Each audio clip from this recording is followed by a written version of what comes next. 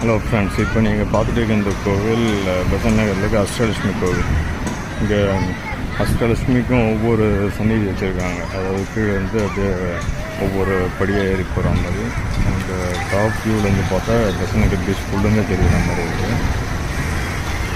இங்கே டைம் கிடைச்சி இந்த சைடு வந்தீங்கன்னா இந்த கோவிலை வழிபட மிஸ் பண்ணாதீங்க. ரொம்ப பவர்ஃபுல் டெம்பிள் இது.